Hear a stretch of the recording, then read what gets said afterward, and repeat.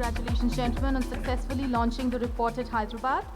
Like Srini mentioned, the report copies will be available. Please do drop in a note to info@hycea.in.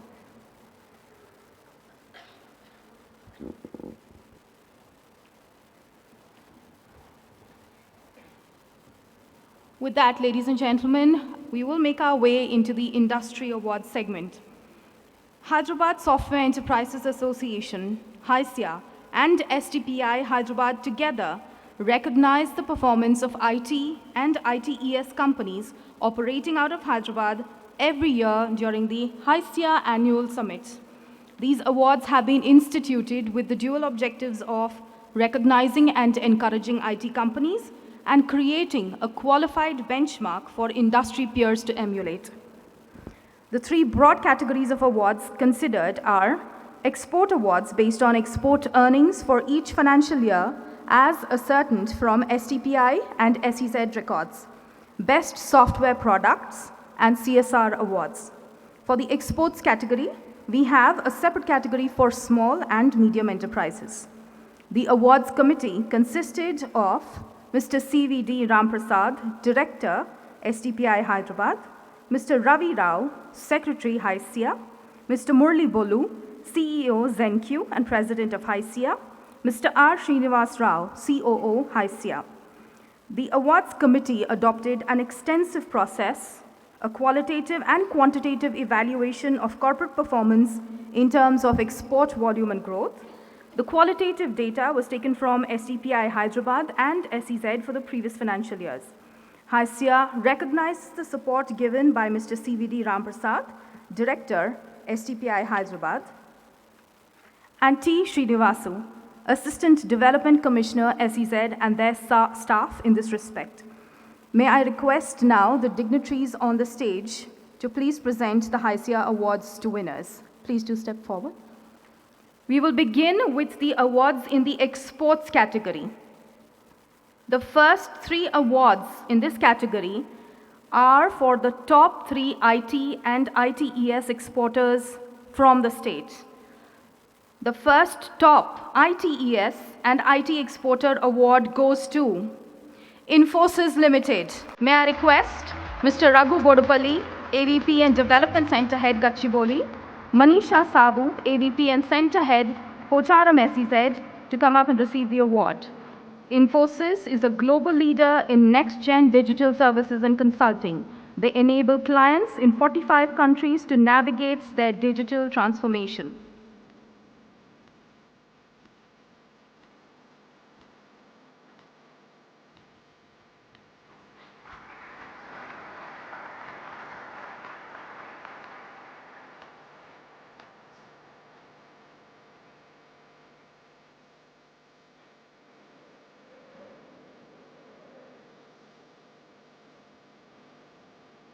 The second award in this category goes to Tata Consultancy Services. May I request Mr. V. Rajana, Senior Vice President and Global Head, Technology Business Unit, Regional Head, Telangana and AP, and Director, APT Online, to come up and receive the award. A clear leader among Indian IT service companies, and today a global powerhouse, TCS makes Hyderabad proud by its long-standing presence and consistent growth.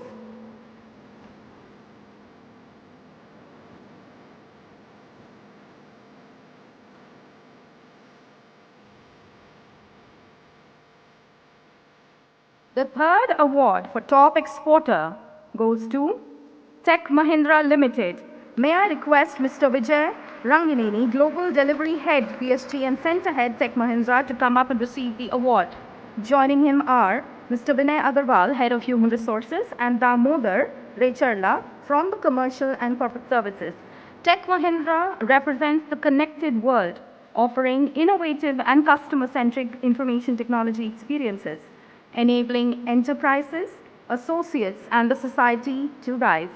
They are a $4.9 billion company with 125,000 professionals across 90 countries, helping 941 global customers, including Fortune 500 companies. Congratulations to the 3 winners. Moving on to the top ITES exporter from the state in the MNC category. And the award goes to Deloitte Consulting India Private Limited. May I request Ajit Nima, Regional Managing Director, Consulting Practice of Deloitte US Firms Organization in India, and Mr. Vikas Gupta, Managing Director, Talent, to receive the award.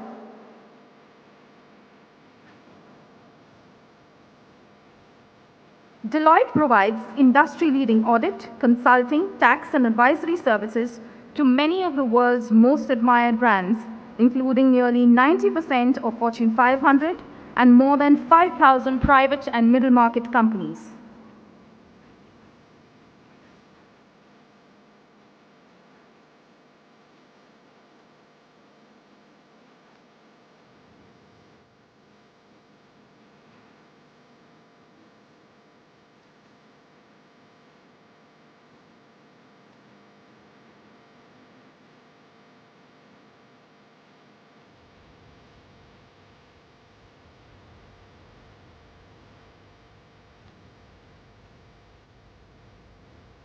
Let's now move on to the top IT and ITES exporters from the state in the 1,000 crore category.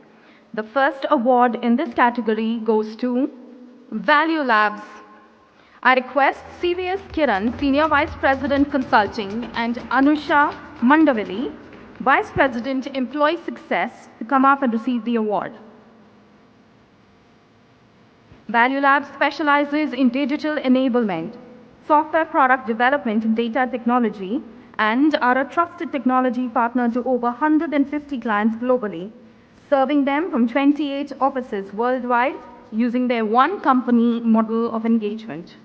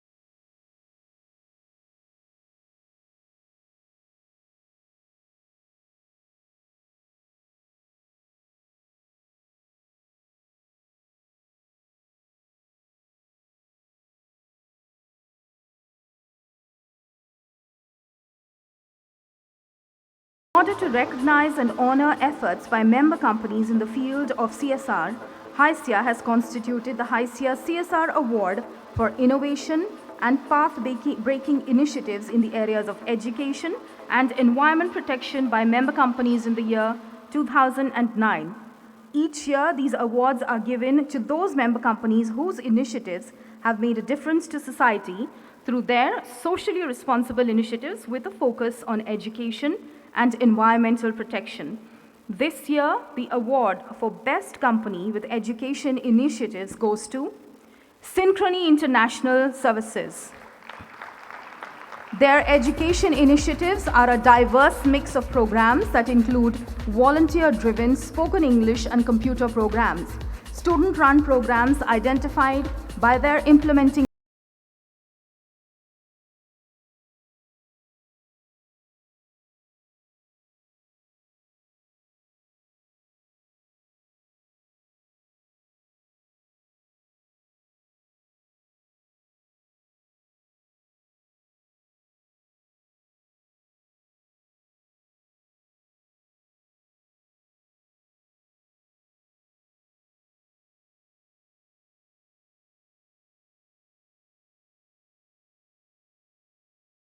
the award.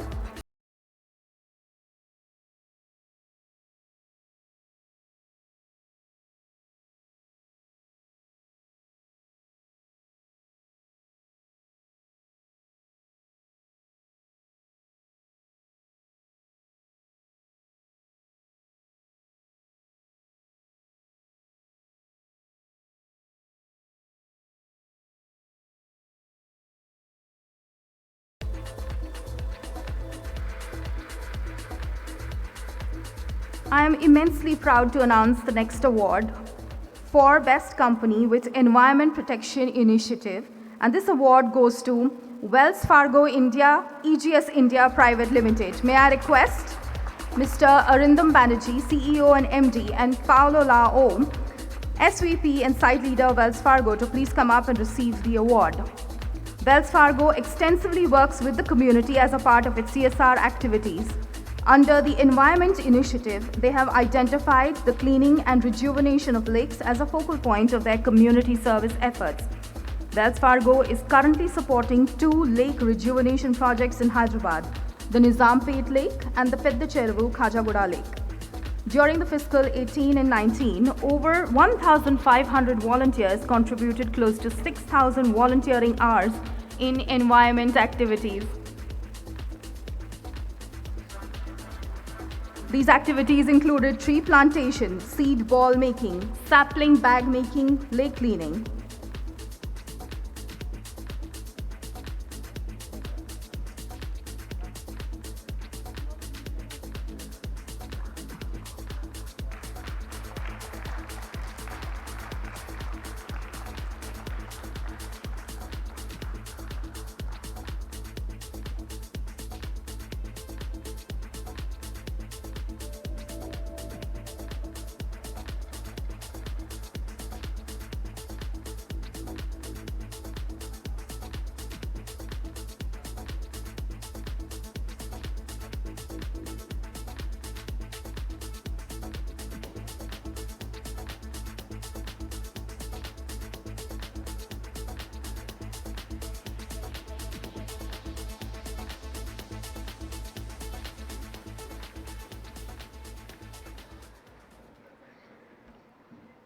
We now move on to the HYSEA Software Product Awards, and I'd like to request Mr. Shesha Rao, Board Member Inside View and Program Chair, HYSEA Product Awards, to come up and announce the distribution of these awards. On the awards, we have been doing these awards for the past 17 years in the 27-year history of HYSEA, and these awards have a specific objective: recognize software product companies and encourage world-class product development in Hyderabad, nurture the innovation in startup community, and try to close the gap with the rest of the cities in India that we have. But it's picking up very, very quickly, the momentum in the last few years, and also lead Hyderabad to the next wave of growth, trying to be leading Hyderabad into one of the best Asian cities. And quickly about the awards, we have various categories in the awards. One is the consumer category, one is enterprise category, then social impact, established products, and so on. This year we have added a new category, best women startup, women-led startup. So hopefully that helps the gender diverse community is increasing every year tremendously. And this year, the major trend is that there are lots of B2B startups that have come up compared to B2C. So that's also a good indication of more innovation happening in the B2B space. This year, we have a humongous amount of the investor community and entrepreneurs and various industry leaders from various walks of life in the technology industry. So they all have voluntarily gave their time, and we went through a very transparent process looking at all the aspects of a startup, what makes them to be successful, what are the critical parameters that they need to be looking at. And we made a thorough a process to give them equal chance. We made multiple rounds, and today we did the final evaluation of those winners, which are showcasing their products. And I'll go into more details as we go through the awards process. And one thing that I can tell you is it's not easy to separate the winners from the rest of the pack because the gap is very, very low. So we'll start off with the product awards. The first category, Consumer Solutions Early Stage, and the award goes to Next Skills 360. I would request the Next Skills to come up the stage very quickly, please.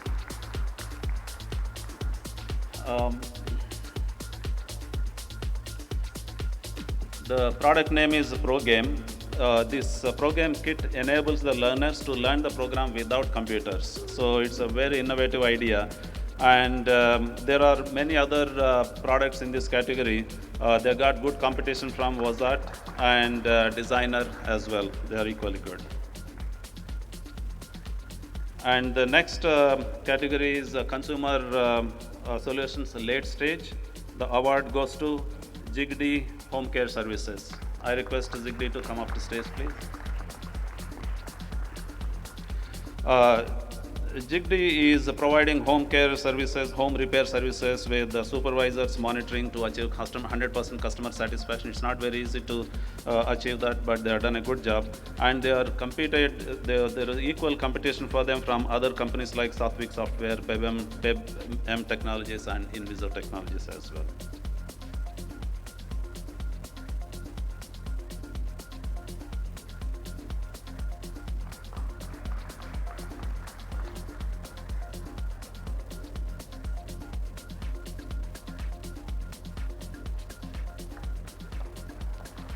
The next award goes to Enterprise Solutions Early Stage category. Goes to Abda Digital for their product Hola. Please come up stage, please, quickly. Hola is a product that is a do-it-yourself, very rich content distribution and creation platform. And I have seen the product myself. It's very, very useful and very attractive as well to create very lightweight interactive content. And again, there is a lot of competition for them in terms of Zobezi, ReviewSoft, SociaHub, Sohi, Healthcare, and TechCube. These are all the people that competed vigorously for the award. And the next category is Enterprise Solutions Late Stage. The winner is Zaggle. And Zaggle, please come up to the stage very quickly, please. And this is a product called Save. And this product helps businesses to manage their expense management and employee benefits at one place. And they got very, very heavy competition from companies like Foyer, Loop Reality. Loop Reality is another very, very innovative product. The jury really appreciates that product very much. Huawei, Visual Drive, ZBU, Invilogic, Shandrohi, 1101, and so on. So they have won against a very stiff competition. And the next category is established products. This is both consumer as well as enterprise combined together. And the winner is Cypher Cloud. Cypher Cloud, Ramesh, please come up the stage. This is a newer product. In fact, Cypher Cloud has been pretty competitive in the awards process in the last few years as well. And their product, CAS B+, offers data protection, visibility and compliance capabilities for enterprises with cloud-based assets. And they had stiff competition from Energy Tech, Cypher, Pactera, HICC Relgo, and Greenbook. As I said, HICC also was a very good product, and the gap between the winner and the rest of them is pretty small.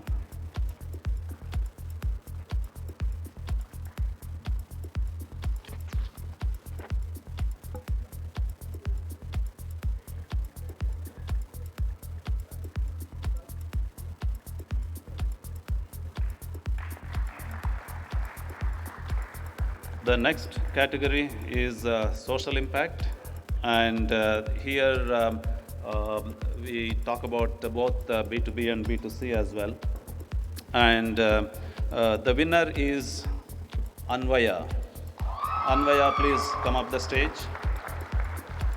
Anvaya is a cloud-based platform with their 360-degree technology-enabled personalized senior care platform, and it's very useful for senior citizens.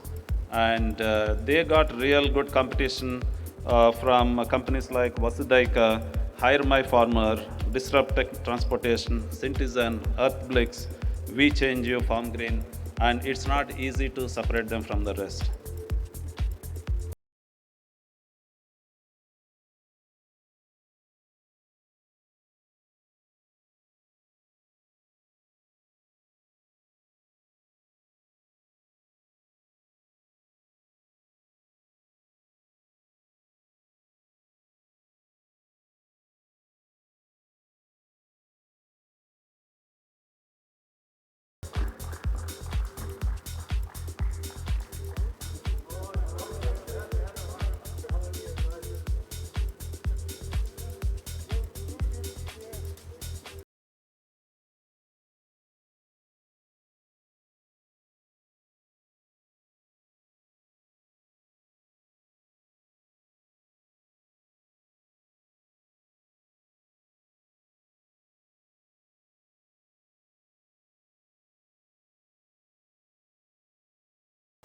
The next category is, there was no specific category for this. We didn't ask people to nominate for this category. However, when we went through all the various startups, we found that there are some companies that are working on a device or a gadget or an innovation specifically, which may or may not be completely software products. So we have a different category for that. And the award for this special category, Best Gadget, goes to Wareberry. Their CRAD is a very high performance computing module that supplements through parallel processing. So very innovative device. And I request Wareberry to come up the stage, please.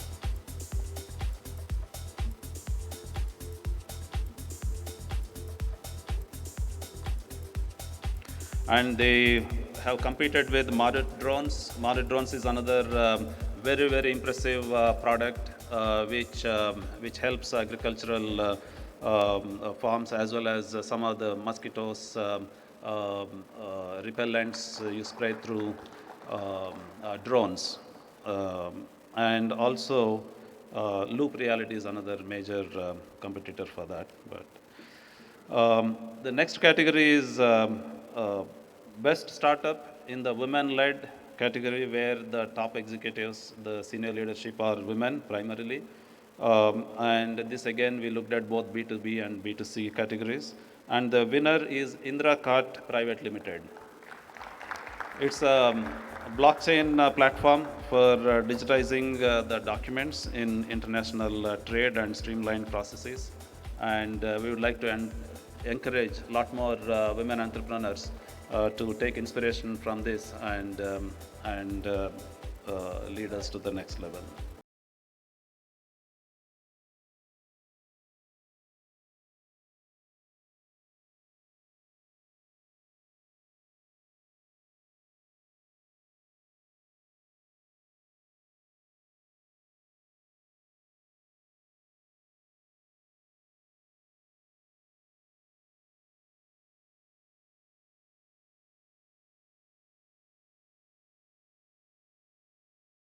the, the last category, which we have been announcing for the past 3-4 years, HY10, HY10, which is Hyderabad's top 10 startups. And like I mentioned earlier, there is not much gap between the winners and the runners-up. So these are the top 10 in Hyderabad right now. I'll keep reading the list. Please keep coming up to the stage. Next skills, which are already announced. WOZART, Inviso, Jigdi, Abda Digital, TechCube Private Limited for their product Strobes, Anvaya, Citizen, Jaggle, Save, Shanrohi, Ramp. These are the 10 companies that are very, very close to each other. So we would like to no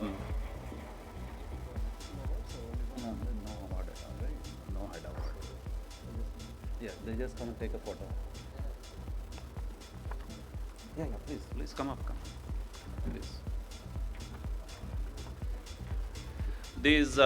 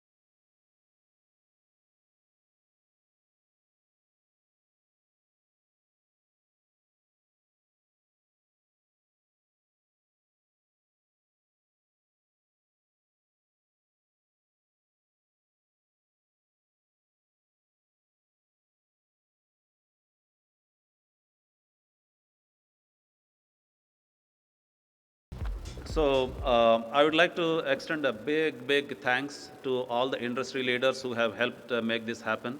Like I said, the 40 to 50 industry leaders from various communities, the Thai community, the investor community, the angels community, and the technology industry, they all have volunteered their time. And I would like to extend, there are so many of them. We'd like to engage with you separately, but we would like to take this opportunity to say thanks to all of you. Really appreciate it. And I would like to have Sobana take over the stage.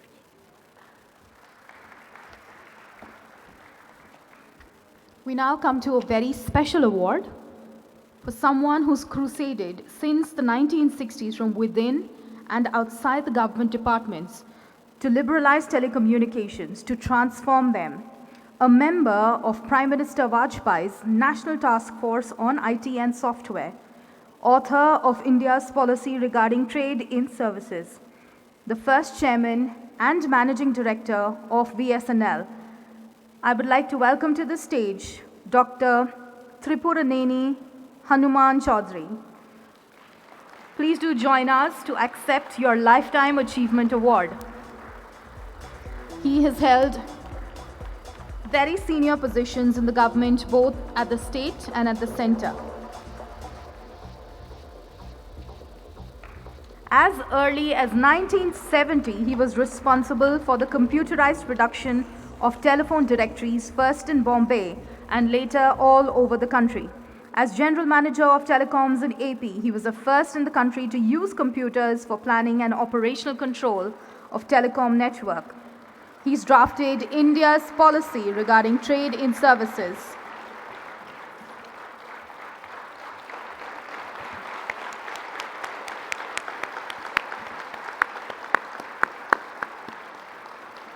You'd be interested to know that the emergence of Hyderabad as a tri-city by naming the new areas as Cyberabad and getting a separate PIN code for it was due to his initiative. He's been awarded the Padma Shri in the year 2017 for a decade-long involvement and achievement for ending the monopoly in telecoms for his work in amending the Telegraph Act and drafting the Information Technology and Telecom Regulatory Acts.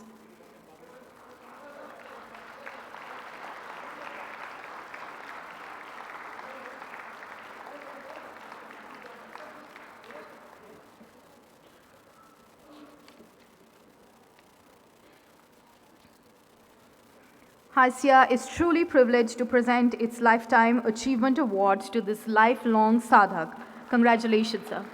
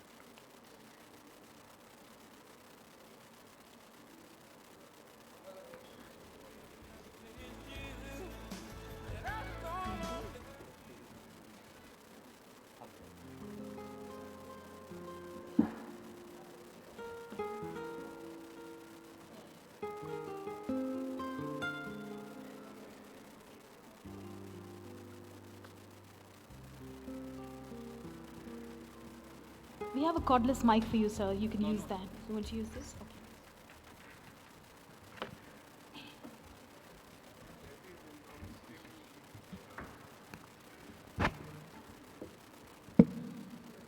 Okay. Namaskar. This is the cultural marker of Bharat. Wherever I had gone, more than 70 countries, I have always started with a Namaskar, and then in the language of that country, I used to greet them. Eminent persons on the dais and my great entrepreneurial friends.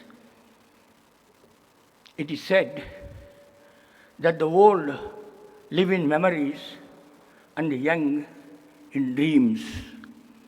I am 88 years young. Therefore, I can reminisce as well as dream. First of all, I am thankful to the HYSEA, an organization which was conceived quite some time ago when we named this city which was emerging with a new industry as Hyderabad. It is the cyber people who are going to build the city. Therefore, I told Sri Chandrababu Naidu, whose advisor I was, that there was a Hyderabad, there is a Secunderabad. They are all old. We are going to build a new city and we shall name it as Hyderabad because it is the young people, the IT people who are going to build this city. It's a tribute to you that the twin city, as I said, I would like to reminisce as well as dream.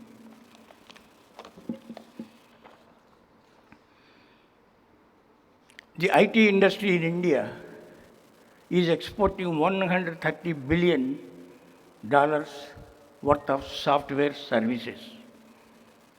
And $20 billion is what we consume, IT services. $150 billion are 9 lakh crores of rupees. The telecommunications, which have been transformed into an electronic, photonic, radio transport system for electronified information, is just about 1,75,000 crores. The son has overtaken the father. I am glad. A father feels very, very happy when he is overshadowed by his son. Friends, I express my thanks to the HYSEA for the honor that they are bestowing upon me. India's largest IT companies, largest IT company, TCS, competes with the industrial giant Reliance Industries. These two go on changing the positions for the highest capitalization in the stock market between 5 lakhs and 7 lakhs. Once it is Reliance Industries, another time it is TCS. I am happy that I am associated with the TCS from its birth. India's companies are doing a wonderful job in the United States. They had contributed $57.3 billion to the GDP of the United States. Indian IT companies are training people in the United States. Education initiative, My Future in School, in the year 2017 in the United States. Infosys partnered with the Trinity College on Applied Learning Initiative, September 2018.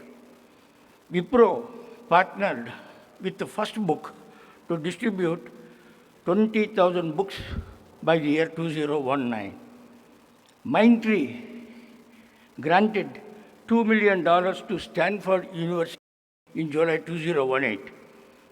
India's IT and telecom companies' revenues together constitute 6.6% of the GDP of India. But the first one is the pharmaceutical industry, and Hyderabad of Telangana is the capital, pharmaceutical industry's capital.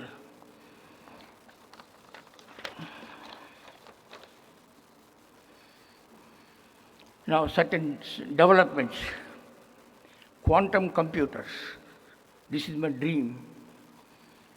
Now, Gordon Moore's law stated that the number of transistors in an IC will double every 2 years.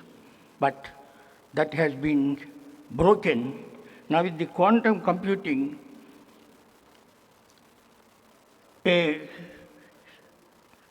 can exist not 1 to 0, but simultaneously in 1 and 0.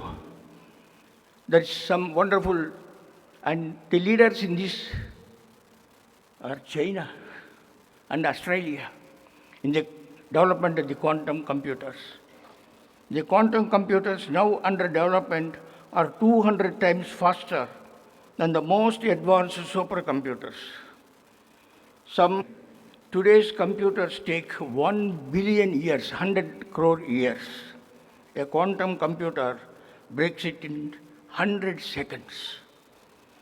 The gigabytes of information that are stored and analyzed in the cloud, 400 trillion gigabytes are stored in the and this is 10 times the information contained since humanity began. Now, robots. 200 years ago, in 1818, an young lady, Mary Shelley, wrote the novel Frankenstein. It was a machine, a robotic machine. Now robots are invested with so much intelligence that some fear they will surpass and threaten the human species' existence itself by excelling in intelligence and evolving a new moral code. Hawking, who recently died, predicted that in the year 2100 there will be a singularity. A singularity means the artificial intelligence in the computers, in the robots, will be equal to or superior to that of the human beings. If such a thing happens, now, will they exceed and destroy humanity, saying that this humanity is immoral? That's a problem which philosophers are thinking now. The IBM Deep Blue defeated Garry Kasparov, the chess master, in 1997. The second computer generation, Watson, defeated the Jeopardy game, Kaun Banega Crorepati, the equivalent in the United States of America. in the year 2011. Google's DeepMind defeated AlphaGo, a Korean complicated game, in the year 2016. The robots seem to be approaching human intelligence. Artificial intelligence is increasing robots' performance. They are there in Manipal Hospital. Isaac Asimov, a 1940s science writer, foresaw that robots will have intelligence, they will exceed that of human intelligence, and therefore he formulated 3 laws which must be obeyed by all robots. Number 1, robots should never harm human beings. This is the fear now. Robots must obey human commands. They should not be autonomous. They must protect themselves. This is recalled as the philosophers of IT. Its master intellectuals are considering as to what ethics, what morality, of which religion or dharma or ideology should be taught to the robots. If they have intelligence and if they go on learning and if they exceed human beings, so what intelligence, what ethics should they be taught? Now, creation of intellectual property. It is here that we don't have a very good record. In 1995, the internet wave was there. In the year 2018, it is the wave of the artificial intelligence. India's IT companies are debt-free. Telecom companies are sinking in a debt of 7.5 lakhs of crores of rupees, whereas the Indian IT companies are debt-free companies.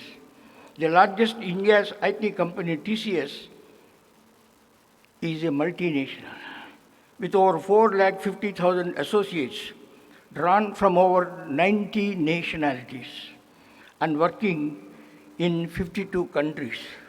This is indeed a multinational. Its annual net income, every quarter, it is making a profit. Its net annual income is 1,20,000 crores, and its profit is 30,000 crores in the year. But how much is being invested in R&D? How many number of patents? That is a measure of the creation of intellectual property. Same sad story in regard to the telecoms. Not one generation of equipment has been designed and produced in India. 1G or 2G, 3G, 4G, and prospectively 5G, all of them have originated from other countries, and today it is China and South Korea. We are investing 0.7% of the GDP in R&D nationwide. South Korea, Israel, they invest 4.5% of the GDP, and America just about 2%. This matter should be seriously addressed. Indian IT companies are reported to have invested $50 billion in the United States, and they have created 175,000 jobs for Americans.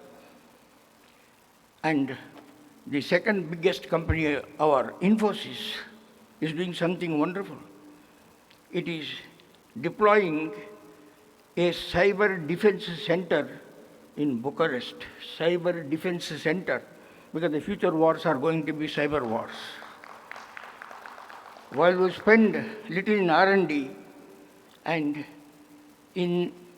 we are also lagging in innovation. The worldwide index of innovation is there.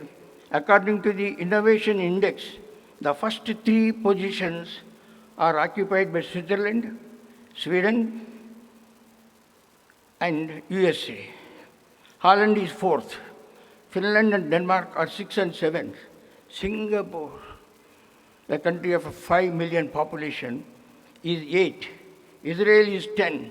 Japan is 15. India is in the 52nd position. above Sri Lanka's 89 and Pakistan's 105, honoring the great Alan Turing. I think everybody in information technology must have heard about Alan Turing.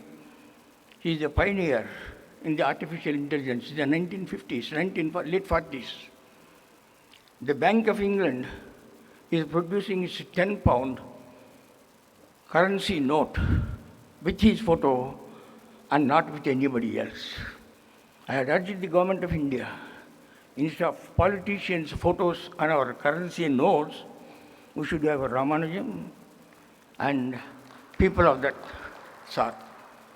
Vikram Sarabhai, who has enabled us, whose dream has enabled us to launch the Chandrayaan-2, and with one rocket of APJ Kalam's fame, 108 satellites ekdam by one rocket and put them in 188 cuts in the orbits.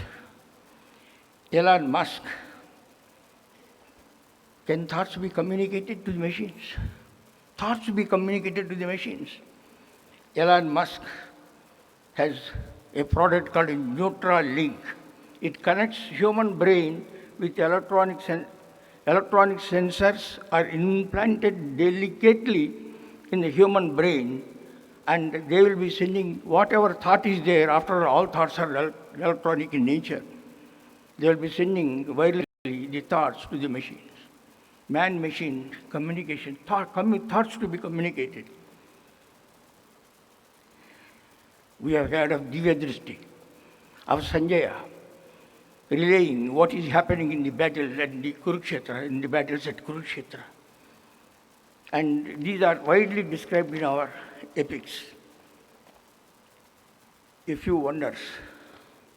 Amazon has 180,000 developers building applications for its cloud. Clouds are accessed from mobile telephones. Quarterly shipments of smartphones at 350 million, whereas the PCs are 70 million. Smartphones are selling 5 times more, and they will simply replace all of them. The first hackathon convened by Microsoft had 12,000 hackers from 83 countries. Today, hacking is a serious menace.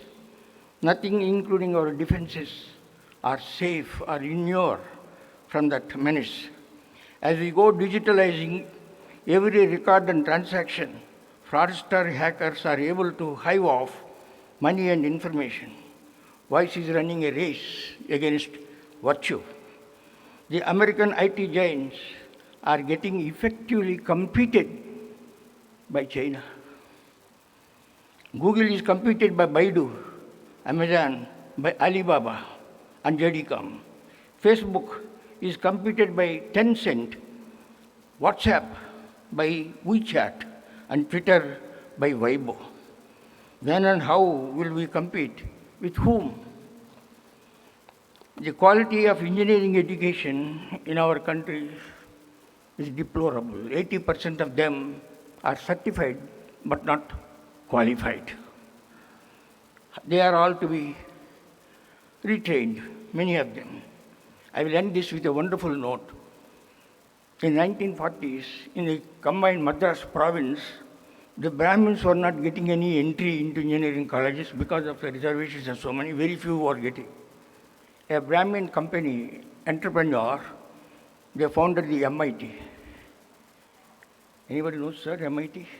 Madras Institute of Technology. And what did they do?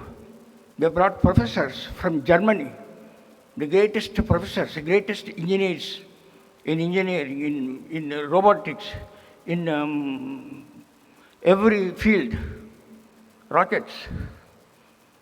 And they were taking people only by merit. APJ Kalam is one of the first graduates. APJ Kalam. And in the electronics, I had been examined by an American professor, by a German professor, Filipovsky. So the MIT, why I'm mentioning this one, 400,000 Indian students are studying in America. Billions of dollars are being spent there. Can't we establish MITs like Chennai's Madras Institute of Technology, take meritorious people and produce hundreds of APJ Kalams? Dhanyavad. Once again, I thank the HYSEA for the honor that they have given me.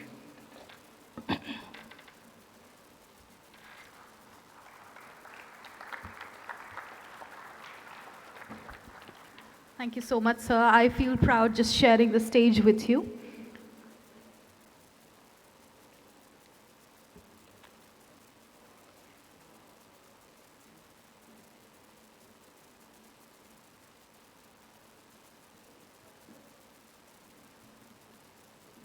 May I now request our chief guest, Mr. Vineet Nair, to please address the audience.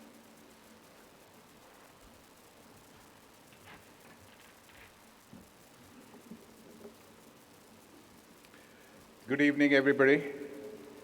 If I, at 80, am as sharp as him, I think I would have lived a good life. You know, I was amazed by his sharpness and control on technology trends, its history, and the impact it is going to have its future, his passion for India, his passion of what he's concerned about, engineering education, the fact that we are not innovating, and his solution. Sir, namaskar. We are very proud of you, and congratulations. And congratulations to all the winners, not just the people who have created business in Hyderabad, but also the people, the startup people who have won a lot of awards. But as you know, winning an award is a beginning. Winning an award is never an end. The race begins now, and I wish you the very best as you run this race. I'm going to talk about a few topics which is bothering me over the last few years, and I hope it creates some call to action within various companies which you work for, whether it is startup or large companies. I'm going to first address the 5 mega trends which I see in technology disruptions. I work as advisor to a lot of tech companies in Bay Areas, and I'm excited by 5 mega trends. I'm going to touch about that. Then I'm going to talk about 5 crisis points which face the Indian IT services industry, of why our growth rate from 30–40% has come down to single digit, and how can we articulate these problems clearly and see them in the face. And then I'm going to talk about 5 solutions or 5 actions which I believe we can take to get back to 30% growth. We are a $50 billion IT industry. I believe in the next 5 years we can be $100 billion. And we have to be $100 billion, because if we are not $100 billion in the next 5, I can guarantee we will be $25 billion, because the world doesn't stay stagnant. And then I'll leave you with one thought of why I believe this is the time to think about it, and this is the time to make the change happen. The technologies which really interest me and are making a big impact, and I'm going to just briefly touch upon them, and not go into too details because of the timing. First is the sensors.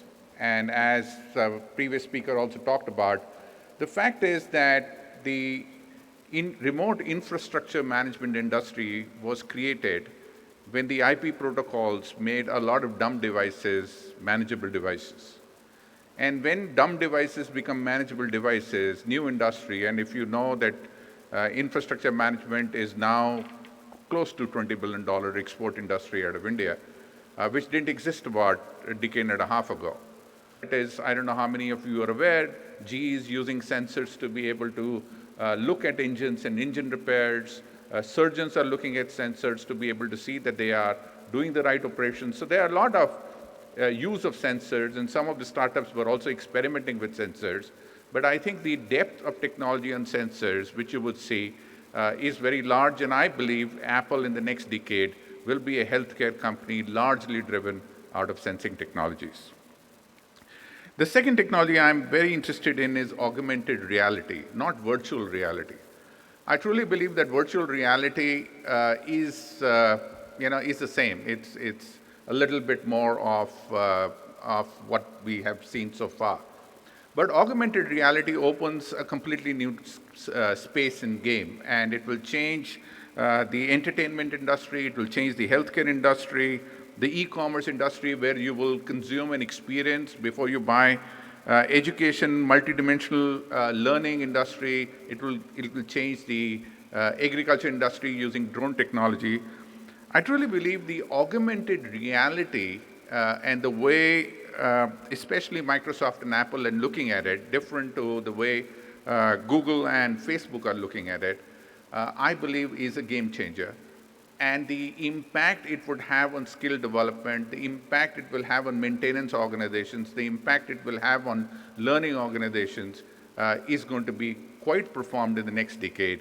And the impact it has on the Indian IT services industry is going to be quite profound, predominantly because I don't know how many of you are aware that augmented reality is extensively used in China Institute of Technologies right across, to be able to learn new coding skills, new digital skills, and to be able to interact with global citizens, which the Chinese are not very comfortable with. The third is 3D printing, which you're all aware of, but what I'm really interested in the 3D printing is not the technology. But remember, industrialization brought in standardization. And because of standardization, mass consumptions became prominent. And the entire IT industry has been created on mass consumption, standardization, standard process, and mass creation. With 3D printing, for the first time, we are moving away from standardization to customization. And everybody wants everything delivered, customized to them.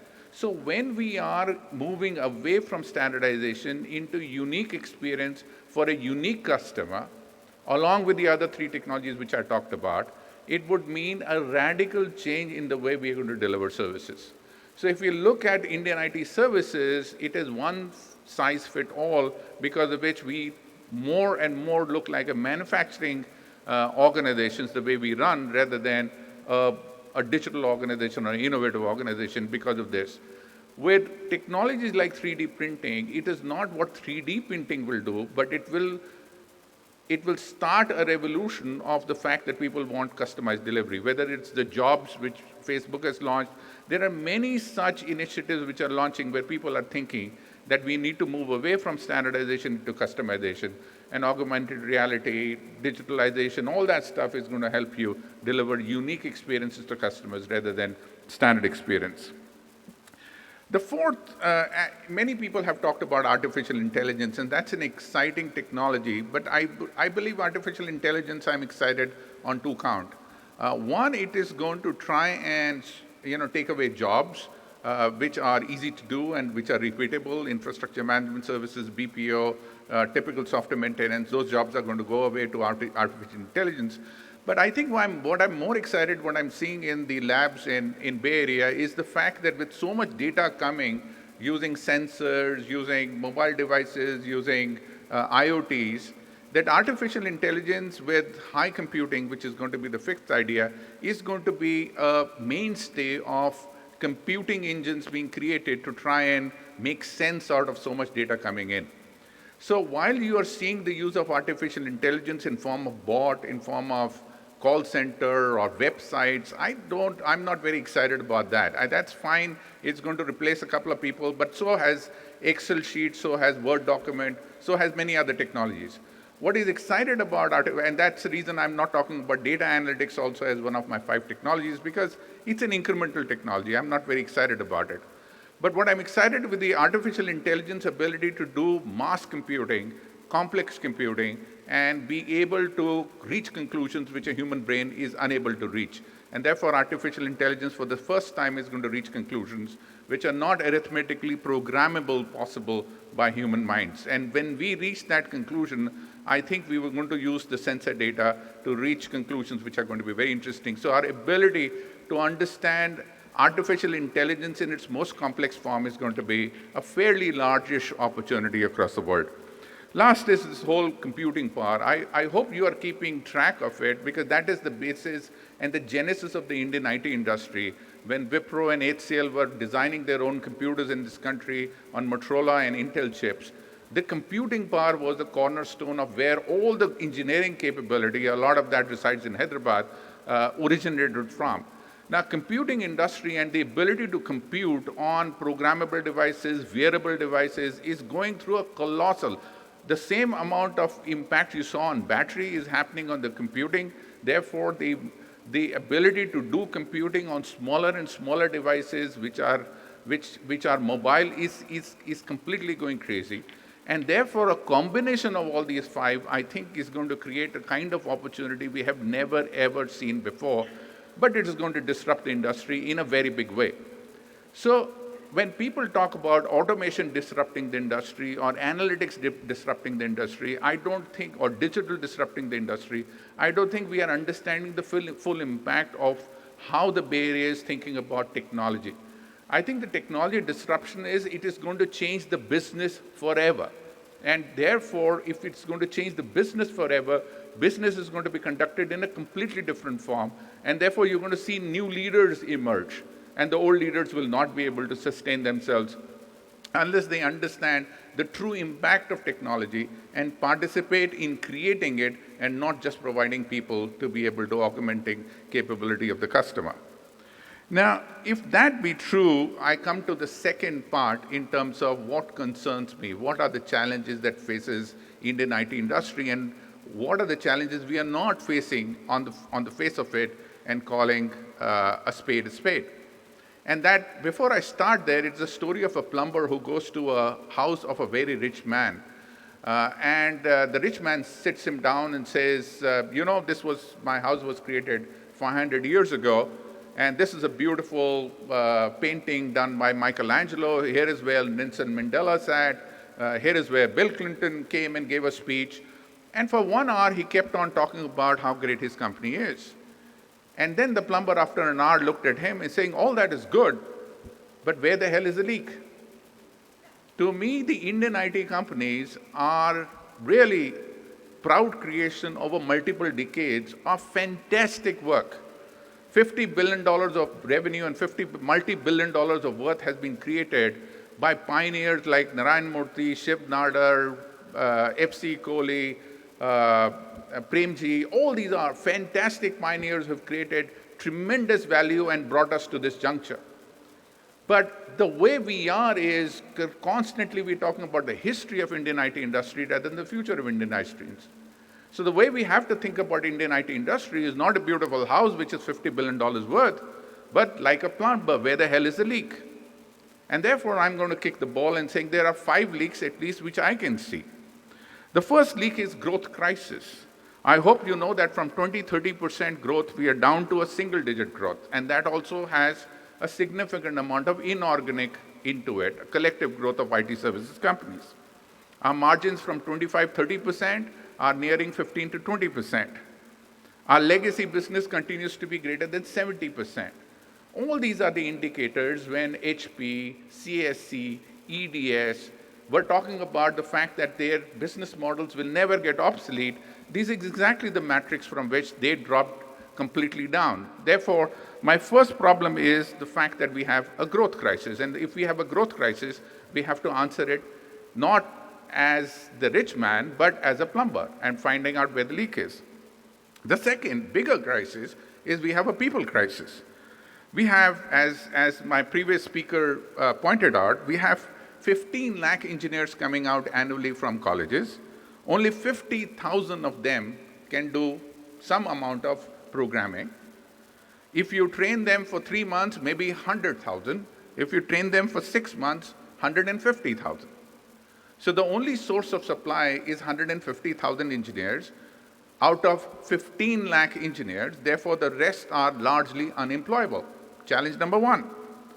But challenge number 2 is because of the margin pressures, the days per man training days of the top 5 Indian IT companies over the last 5 years has dropped by 50%.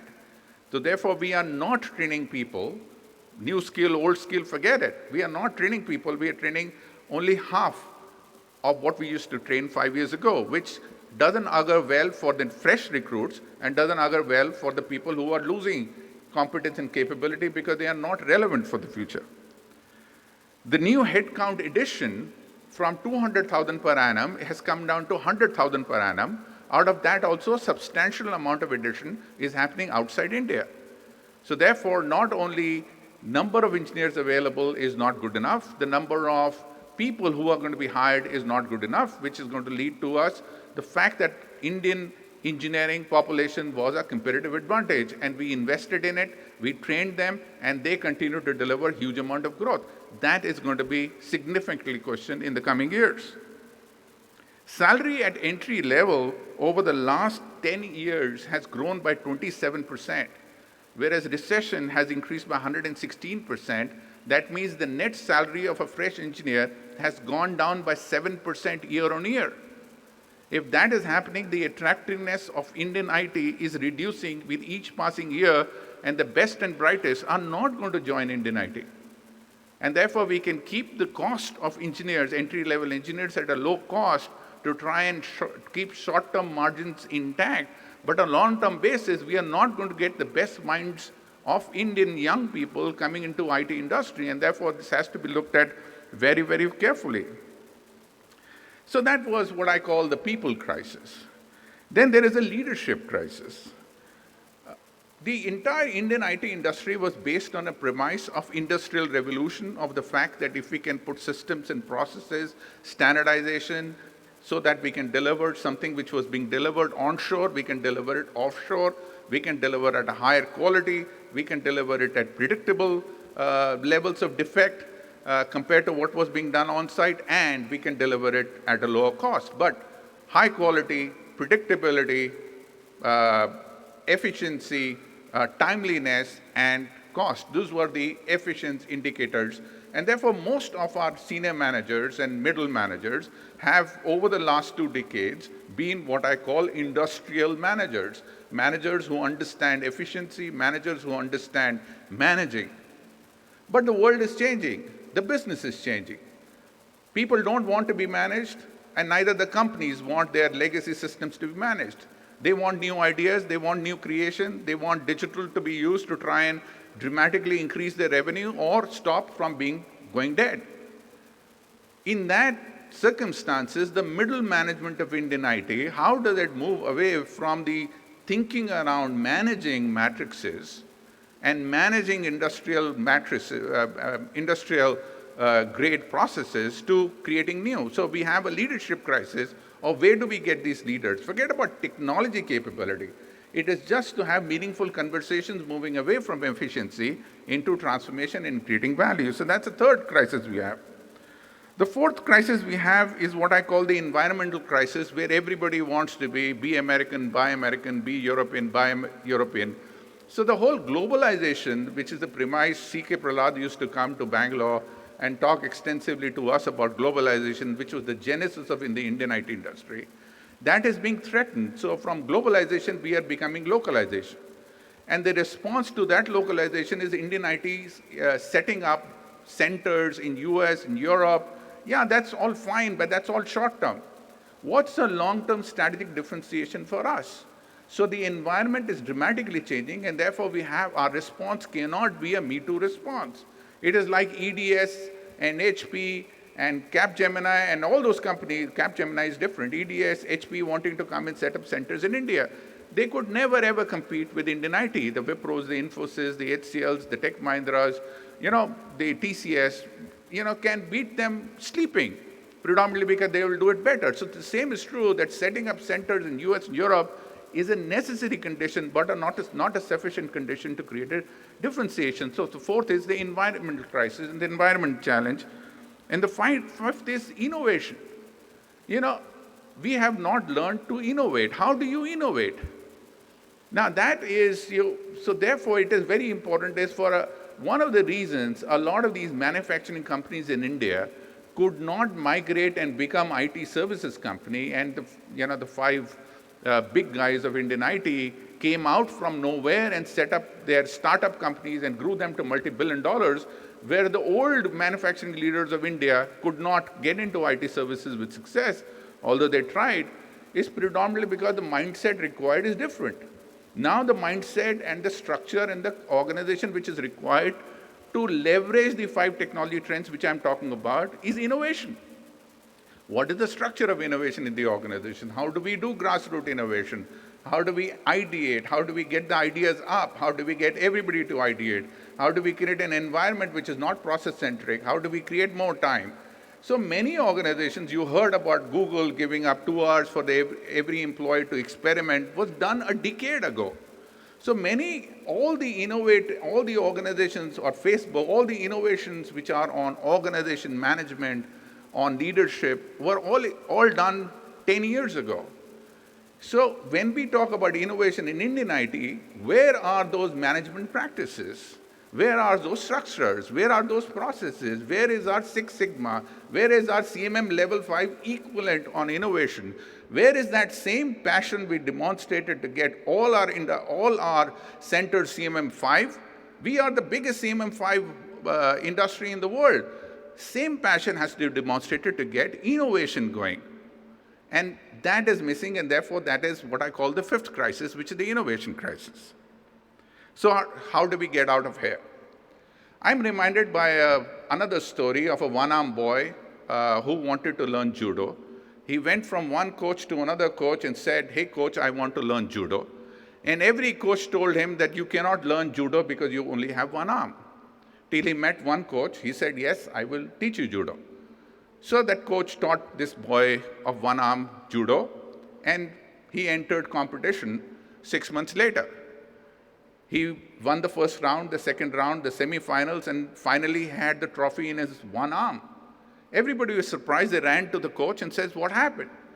He said, "All of you were seeing what he didn't have. What I saw was the boy only had one arm. And therefore, I decided, okay, what can I do with one arm?" In judo, there is an aggressive move that if you attack an opponent, the only counter to that aggressive move is catch hold of the left arm of your opponent and spin him around. Since my boy doesn't have a left arm, there is no counter, and he would win. So the issue for Indian IT industry is not try and be Accenture, not try and be IBM, not try and be anybody else. It is true we have one arm, but we are here. So let us look at what that one arm can deliver. And let us make that one arm our most competitive differentiation so that we can go from $50 billion to $100 billion rather than $25 billion. That is the way to think about it. So I have 5 suggestions. Very quickly, 5 suggestions. I think the first thing which we need to do is to solve the problem called aspiration. For some reason, single-digit revenue growth seems to be acceptable. It was not acceptable a decade ago. Why it is acceptable now? Why is the leadership, the managers, the general managers, the CEOs, willing to accept a single-digit growth with so much technology disruption happening in the world? If we will always underperform our aspiration. So the first port of call for us is to increase our aspirations. I was talking to a few companies in Hyderabad which are growing at 30% year on year. I advise a lot of companies, part of my being part of a PE network. A lot of companies are growing at 30-40% per year on year. Why can't every company grow at 30-40% year on year as we were growing a decade ago? It is possible. But it cannot happen if the aspiration itself is not to grow at 30%. So the first port of call is how do we get the aspiration quotient up for the industry by saying a single-digit growth is not acceptable. We need to grow at 30%. The second is experimentation. We have become risk-averse. When Narayan Murthy set his shop, or Shiv Nada set his shop, or Premji set his shop, or even F.C. Kohli set his shop, they were experimenting. Nobody had done it before. There was a 50% probability that these guys would fail, but they experimented. They experimented with large campuses, they experimented with global delivery, engineering services, BPO, infrastructure management. Huge amount of experimentation, huge amount of risk, went into global countries they were never gone before, China, Japan, European, non-English speaking countries, a lot of experimentations. They were the process followed for experimentation. So after aspiration, I will say we need experimentation. We need to experiment with new ideas because nobody has the right answer. If anybody knew the right answer, we would copy and we would execute because we do that very well. But we need a process of experimentation. We need a structure for experimentation. The third is differentiation. What is the differentiation? Now, these days, when you look at companies, why did EDS die? Because it looked like anybody else. Why did HP die? It looked like everybody else. CSC, same. So when you start looking like everybody else and differentiation collapses and it is only in PowerPoint presentation and the differentiation is only in size, you're about to die. So we need to sharply focus on differentiation and saying, okay, I'm going to go and take a bet which nobody else is taking before. Unless you're obsessed with differentiation, the 30% will not happen. So differentiation. Number 4, and this pains me, employees. Employees are the reason we are here. Employees are the reason they did stuff which they had never done before. They work nights, they work days. We empower them, we energize them, we train them, we send them to countries they have never gone before. Every single global customer will tell you the reason he chose Indian IT industry versus somebody else was because of people. We have to have faith in the people that they will navigate us out of the situation. So the fourth point is let's think about employees once again and see if we are getting that strategy wrong. Cost cutting is fine. I'm not in dispute with that. But it can be done with a finish. It can be done with the human heart. It can be done by energizing people, not by threatening them. And the last is the sales strategy. What is the sales strategy of Indian IT? Now, as you saw, Deloitte has 40,000, 50,000 people, Capgemini has people, IBM has people, Accenture has people. So why should I buy from you when I can buy from all of them? So we need to think about this differently. Number 2, sales is not about selling capacity. Sales is about selling solutions. So we do not need salespeople now. We need business consultants now. We need people who understand disruption which is happening in a client industry. We need a completely different set of articulation, different approach. And I think of all the companies, Accenture has done a fantastic job of changing themselves into digital organization by changing the front end. So I think increasing aspirations, thinking of experimentation, creating differentiation, putting employees back in the center of things, and setting a sales strategy are things which we need to think about if we need to get to $100 billion. Is that possible? The reason I say it is possible is because when I quit in 2013, I was facing a challenge of 14 crore children in our schools in India, government schools, where the learning outcome was going down every year, despite doubling of investment in education. So the question I decided to focus on through Sampark Foundation is to stop this decrease in learning outcome, being a private entity and not being government, and come up with disruptive innovation which can reverse the trend of learning outcome and see if we can improve the learning outcome. Our research shows that in grade 5, 6 out of 10 children could not read grade 2 text, and 8 out of 10 cannot do simple math sums as per the government published data on learning outcomes. So we decided that we were going to take up this challenge and bring in disruptive innovation in the way the classroom transaction happens. And we asked the same questions. Where does learning outcome get created? We said it gets created in the interface of the teacher and the child. Who creates learning outcome? The teacher. And so far we were blaming the teacher. So therefore, what can we do to help the teacher create learning outcome? By bringing innovation in the hands of the teacher so that she can ignite the classroom and bring learning outcome and joy. So we brought in 5 or 6 innovative elements, including an audio box, where the enchanting voice of Sampak Didi, like Mary Poppins, bring Bollywood, songs, dance, all that stuff, and rolled it out to 76,000 schools in 6 states. And the learning outcome by feedback consulting in Bangalore